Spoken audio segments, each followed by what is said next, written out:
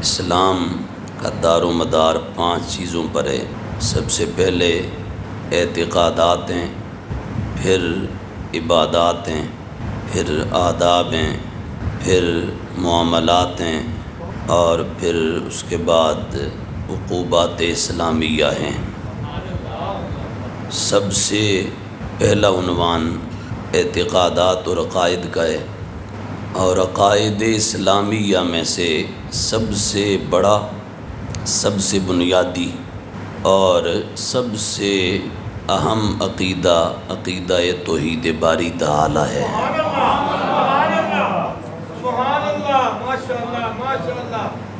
قرآن عزیز کتاب لا ریب صحیفہ رشد و ہدایت کا سب سے بڑا عنوان وہ عنوان توحید ہے۔ حضور جانے جانا فخر عالم تاج دار کائنات صلی اللہ تعالی علیہ وآلہ وسلم کی حیات طیبہ اور مبارک زندگی کا سب سے بڑا اور سب سے زیادہ مقدس عنوان وہ اللہ تعالیٰ کی توحید کا عنوان ہے۔ حضرت سیدنا آدم کریم علیہ السلام سے لے کر سیدنا عیسیٰ نبی علیہ السلام تک کم و بیش 1.25 لاکھ تمام انبیاء و رسل،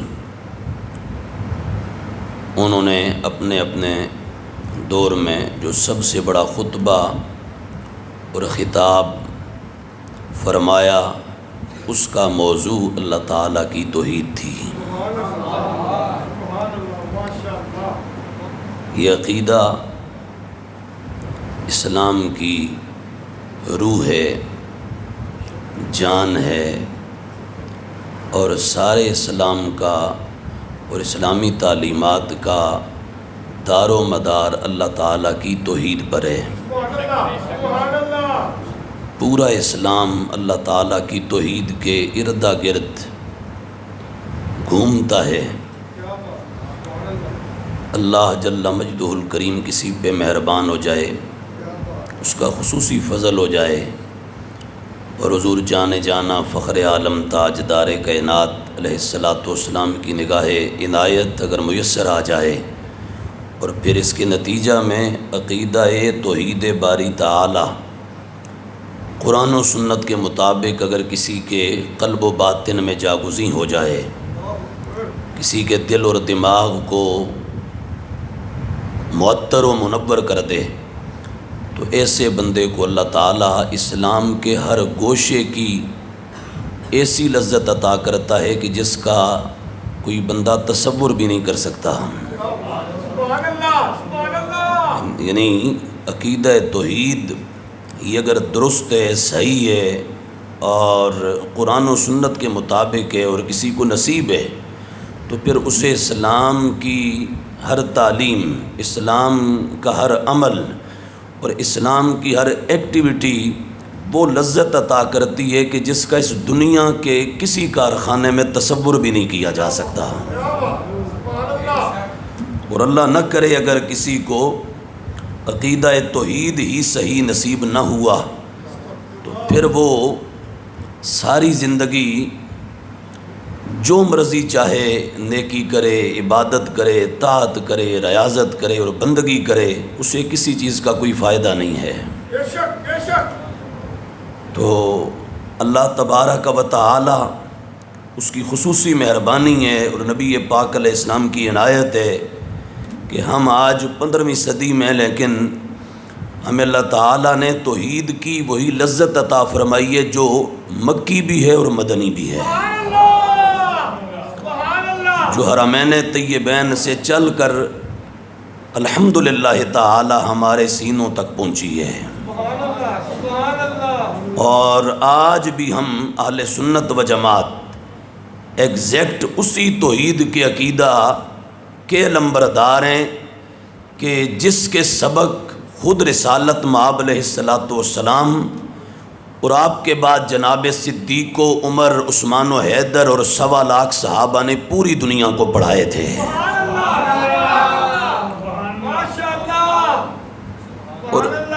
یہ اتنا بڑا عنوان ہے کہ یعنی میرے جیسا ناقص بندہ بھی کوئی ایک کتاب بھی، یعنی ایک تو ہے کہ اس وقت تک درجنوں بیسیوں کتابیں قرآن عزیز، اس کے بعد احادیث طیبہ، پھر تفسیر، دیگر دفاتر ان کو دیکھنے کا موقع ملتا ہے، تو ساری کتابیں اور سب میں جو کچھ ہے وہ تو بہت دور کی بات ہے، کسی ایک کتاب کو بھی لیتے ہیں، اس کو پڑھتے ہیں نا، تو یعنی ذہن اور فکر عاجز آ جاتی ہے کہ یہ سارا کچھ بیان بھی کیا جا سکتا ہے اور اس کا ہم کوئی احاطہ بھی کر سکتے ہیں، یعنی جو ہمیں ہمارے سامنے کتابوں میں میسر ہے تو ہم اس کا احاطہ نہیں کر سکتے، اور یہ جو کتابیں ہیں اور جنہوں نے لکھی ہیں انہوں نے بھی سب لکھنے کے بعد یہی کہا کہ ہم بھی عاجز ہیں اس باب میں، اللہ تبارک و تعالی اس کی ذات، اس کی حد کوئی نہیں ہے، وہ اپنی شانوں کے لحاظ سے لامحدود ذات ہے۔ تو بہرحال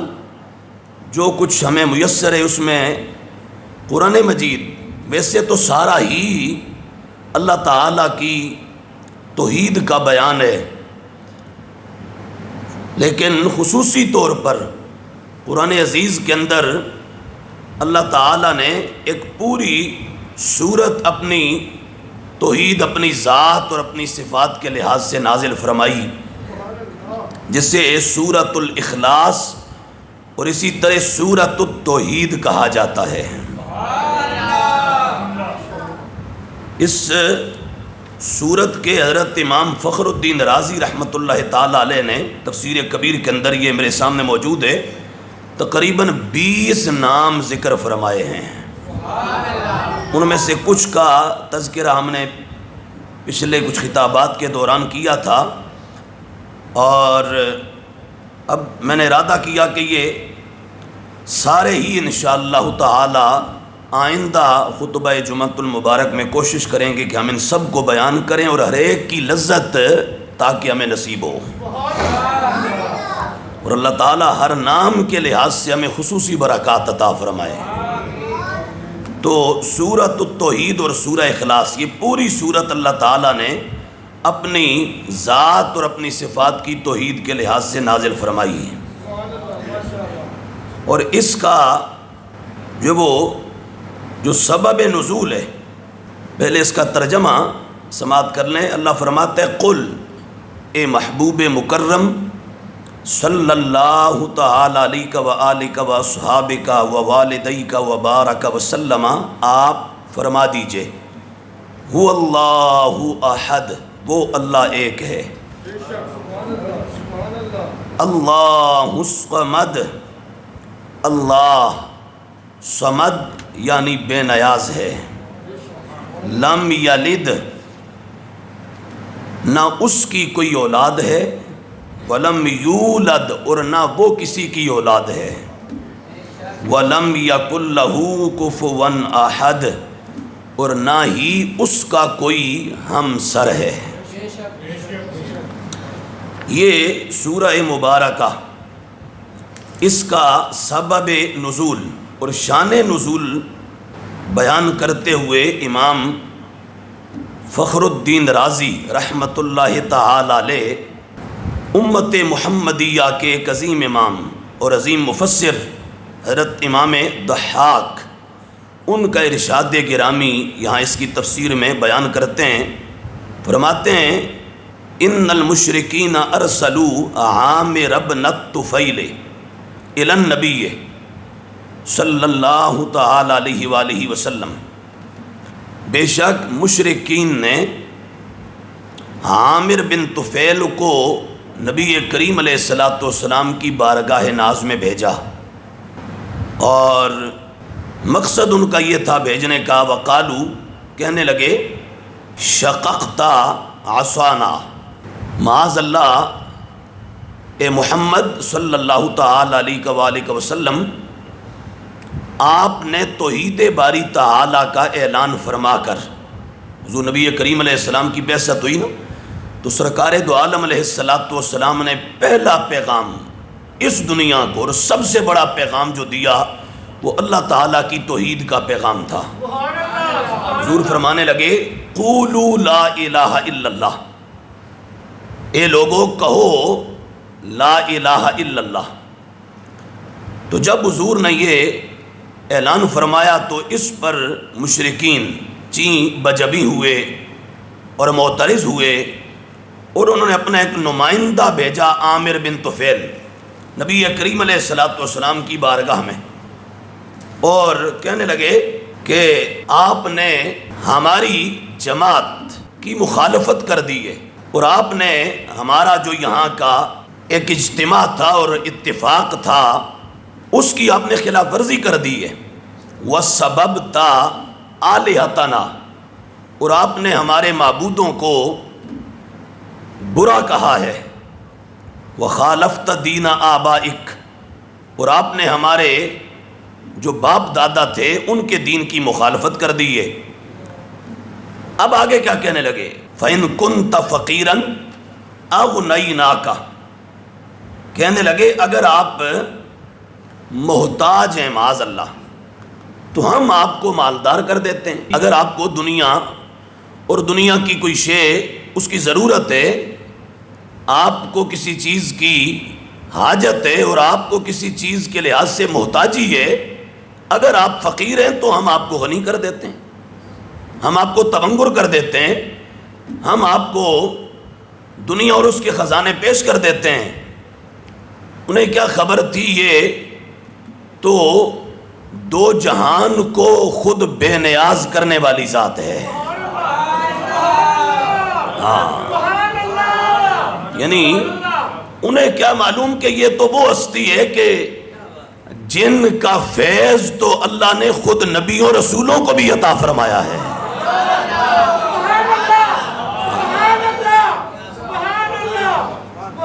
اور جن کی عطائیں خود رسالت پر بھی ہیں اور نبوت کے جہان پر بھی ہیں۔ اعلیٰ نے کہا ہے خلیل اللہ کو حاجت رسول اللہ کی۔ تو ایسے احمق تھے اور کودن تھے، کہنے لگے یہ اللہ کی توحید کا سبق پڑھاتے ہو، ایک رب کی توحید کا اعلان کرتے ہو اور اس کا اقرار چاہتے ہو، تو اگر آپ فقیر ہو تو ہم آپ کو غنی کر دیتے ہیں۔ وَإِن كُنْتَ مَجْنُونًا دَاوَيْنَاكَ، اگر معاذ اللہ آپ کو جنون ہو گیا ہے تو ہم اس کا بھی مداوع کرتے ہیں اور اس کا علاج معالجہ کرتے ہیں، معاذ اللہ ہیں۔ انہیں کیا خبر، یہ تو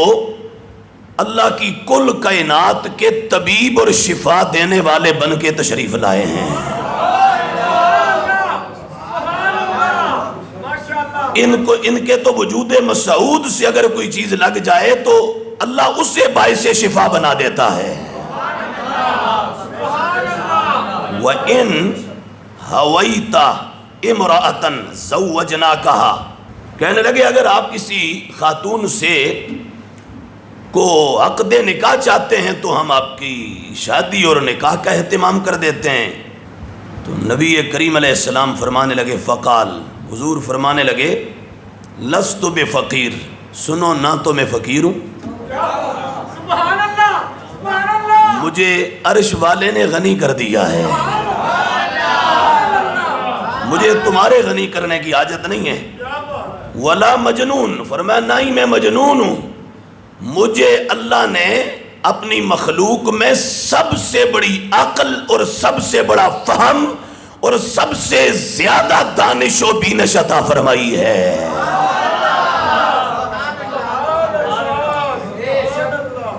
میں اللہ کی کل کائنات، میں کل اولاد آدم کا سب سے بڑا دانش رکھنے والا ہوں۔ وَلَا هَوَيْتُ امْرَأَةً، حضور نے فرمایا نہ ہی میں کسی عورت کی کو خواہش رکھتا ہوں کہ اس سے نکاح کروں۔ سنو انا رسول اللہ، کہا تم نے مجھے پہچانا ہی نہیں، میں تو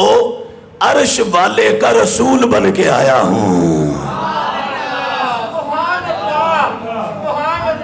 فرمایا میں عرش والے کا رسول ہوں، میں اس کا نبی ہوں، میں اس کا پیغمبر ہوں، میں اس کا پیغمبر ہوں۔ ادعوکم من عبادت الاسنام الی عبادتہ، کہ میرے آنے کا سب سے بڑا مشن اور مقصد یہ ہے کہ میں تمہیں ان خود ساختہ بتوں کی عبادت سے ہٹا کر اور ان کی عبادت سے تمہیں دور کر کے چھڑا کر میں تمہیں صرف اس رب کی بندگی میں لانا چاہتا ہوں۔ کہ میرا مقصد یہ ہے، یہ بت جو تم نے خود گھڑے ہوئے ہیں، کوئی سونے کے، کوئی چاندی کے، کوئی پیتل کے، کوئی تانبے کے، کوئی پتھروں کے، یہ تمہارے خود تراشے ہوئے بت جو کوئی حیثیت نہیں رکھتے، جو خود اپنے وجود میں بھی تمہارے محتاج ہیں، کہ تم ان محتاجوں کی پوجا کرتے ہو، آؤ میں تمہیں اس کی بارگاہ میں لے چلوں جو سب کو غنی کرنے والا ہے۔ وہ رب کے جو سب کچھ عطا کرنے والا ہے، جو خود غنی بھی ہے اور مغنی بھی ہے، جو خود غنی ہے اور دوسروں کو غنی کرنے والا ہے، جو کسی کا محتاج نہیں، سب اس کے محتاج ہیں۔ میں تمہیں ان بتوں سے چھڑا کر، ان سے دور کر کے اس رب کی بارگاہ، اس کا گرویدہ بنانا چاہتا ہوں۔ میرے آنے کا یہ مقصد ہے۔ جب نبی پاک علیہ السلام نے یہ جواب دیا عامر بن طفیل کو، تو فارسلوہ، اب مشرکین نے اسے پھر بھیجا، ثانیہ، دوسری مرتبہ، وقالو، اور کہنے لگے، قل لہو، کہ اے عامر جاؤ اور جا کے ان سے کہو، بین لنا جنس معبودک امن ذہب او فضہ، کہا محمد سے کہو علیہ السلام، اپنے معبود اور اپنے مسجود اس کی ذرا جنس تو بیان کرو، وہ سونے کا ہے یا چاندی کا؟ جب یہ کہا تو فَأَنزَلَ اللَّهُ هَذِهِ السُّورَةَ، اللہ تعالیٰ نے یہ سورہ توحید، قل هو اللہ احد اللہ الصمد لم یلد ولم یولد ولم یکن لہ کفوا احد، عرش والے نے یہ سورت نازل فرما دی، اور نازل فرما کر، ابھی آگے اس کی ہم تفصیل کریں گے، لیکن ادھر ہی اس جگہ ایک جملہ کہہ دوں، یہ سورہ مبارکہ نازل کر کے گویا رب نے یہ فرما دیا کہ میری ذات کو دنیا و ما فیہا پر قیاس نہیں کیا جا سکتا، میں بے مثل بھی ہوں، بے مثال بھی ہوں۔ اس نے خود قرآن میں کہا لیس کمثلہ شیء، ہاں اس جیسا کوئی نہیں ہے، اس کی ذات جیسا کوئی نہیں ہے۔ جب یہ سورہ مبارکہ اتری فقالوا لہو، اب مشرکین نبی پاک علیہ السلام سے کہنے لگے، عجیب بات کرتے ہو آپ محمد صلی اللہ تعالی علیہ وسلم، آپ کہتے ہو کہ وہ ایک ہے اور ایک ہو کر سب کچھ رکھنے والا ہے، سب کچھ اس کی ملکیت میں ہے، سب کچھ کا مالک ہے، سب کچھ کو بنانے والا ہے، سب کو عطا کرنے والا ہے اور سب کچھ عطا کرنے والا ہے۔ کہنے لگے ثلاث مئہ وستون صنما لا تقوم بحوائجنا، ہم نے یہ 360 بنا کے رکھے ہوئے ہیں، یہ 360 مل کر ہماری حاجتیں نہیں پوری کر سکتے، فَكَيْفَ يَقُومُ الْوَاحِدُ بِحَوَائِجِ الْخَلْقِ، تو وہ ایک ہو کر ساری مخلوق کی حاجتیں کیسی پوری کرتا ہے؟ یہ 360 ہیں، یہ 360 مل کر بھی ہماری حاجتیں پوری نہیں کر سکتے، ہماری ضروریات کو کافی نہیں ہو سکتے، وہ اکیلا اور تنہا ہو کر وہ کل کائنات کی ساری مخلوقات ان کی ضروریات کو کیسے پوری کرتا ہے؟ فَنَزَلَتْ، راضی کہتے ہیں اللہ نے پھر سورہ صافات نازل فرمائی، اور اس کی ابتدائی تقریباً 4 آیتوں کو نازل فرمایا، اور ان میں رب نے فرمایا وَالصَّافَّاتِ صَفًّا، قسم ہے ان کی جو باقاعدہ صف بنانے والے ہیں، فَالزَّاجِرَاتِ زَجْرًا، پھر قسم ہے ان کی جو جھڑک کر چلانے والی ہیں، اور فَالتَّالِيَاتِ ذِکْرًا،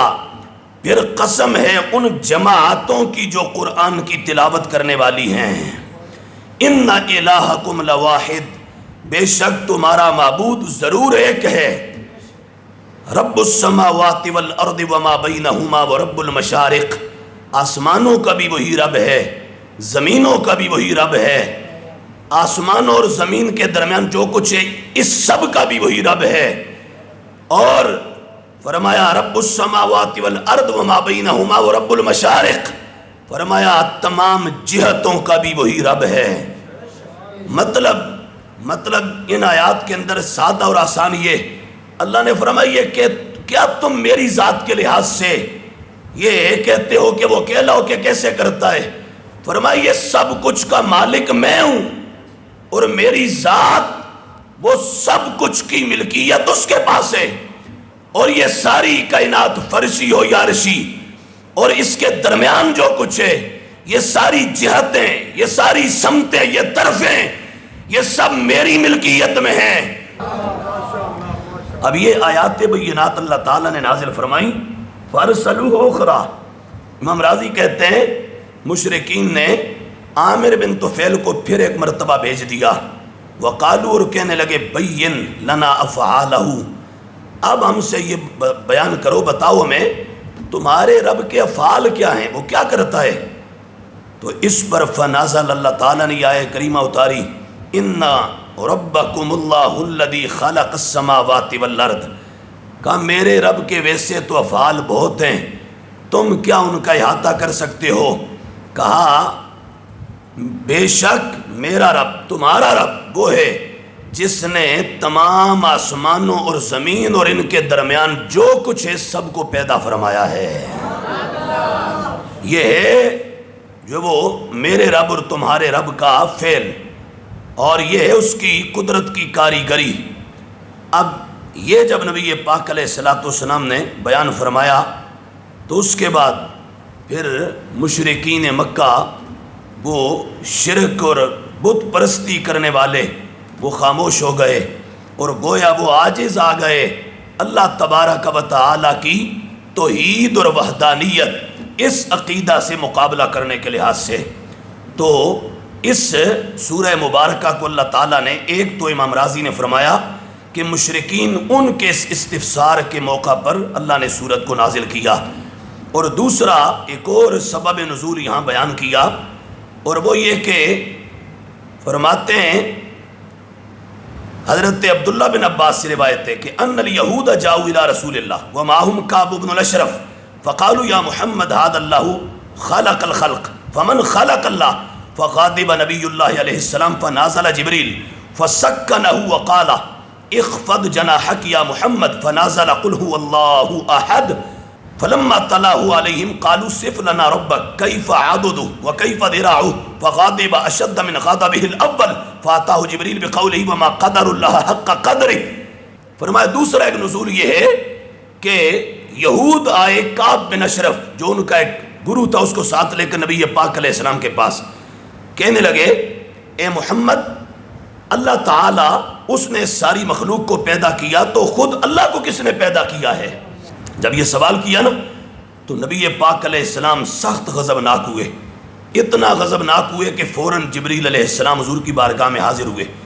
فسکنہ، اور جبریل نے آ کے نبی پاک علیہ السلام کو تسلی دی اور اطمینان کے لیے عرض کیا، اور ساتھ ہی عرض کیا حضور آپ حوصلہ رکھیے، اللہ تبارک و تعالی نے آپ کے لیے ان کے حوالے سے ایک پیغام دے کر بھیجا ہے، اور اس موقع پر یہ سورہ مبارکہ اتری، قل هو اللہ احد اللہ الصمد لم یلد ولم یولد ولم یکن لہ کفوا احد۔ فرمایا یہودیو کیا پوچھتے ہو کہ یہ مخلوق ساری اللہ نے پیدا کی اور اللہ کو کس نے پیدا کیا؟ فرمایا سنو، اسے کسی نے نہیں پیدا کیا، نہ وہ کسی سے پیدا ہوا، نہ اس کی ذات کے لحاظ سے یہ عقیدہ جائز ہو سکتا ہے، وہ ہمیشہ سے ہے، ہمیشہ رہے گا، یہ جو کچھ ہے یہ بھی اس نے بنایا، جو پہلے تھا وہ بھی اس نے بنایا، اور جو صبح قیامت تک ہونے والا ہے وہ سب کچھ کو پیدا کرنے والا بھی میرا اللہ ہے۔ اور نبی پاک علیہ السلام نے پھر یہ پوری سورت یہود پر تلاوت کی. پھر آگے سے کہنے لگے بتاؤ تمہارے رب کا اس کا وجود کیسا ہے، اور کہنے لگے کہ اس کا بازو کیسا ہے اور اس کا جسم کیسا ہے. تو گویا نبی پاک علیہ السلام کے حضور انہوں نے اللہ تعالیٰ کے لیے جسم اور جسمانیت کو ثابت کرنا چاہا اور اس کے لحاظ سے بات کی. تو یہ یاد رکھیں کہ اللہ جسم اور جسمانیات سے پاک ہے، یعنی وہ اس طرح نہ باقاعدہ جسم رکھتا ہے اور نہ جسم کے متعلقات رکھتا ہے. وہ اٹھنے بیٹھنے آنے جانے کھانے پینے وہ ان تمام امور سے پاک ہے. وہ کیا ہے؟ وہ ہماری سمجھ سے وراء الورا ہے. ہم اس کی ذات کے لحاظ سے صرف اتنا بولیں گے جتنا ہمیں یا قرآن نے کہہ دیا یا مدینے والے کے فرمان نے بتا دیا ہے. انہوں نے جب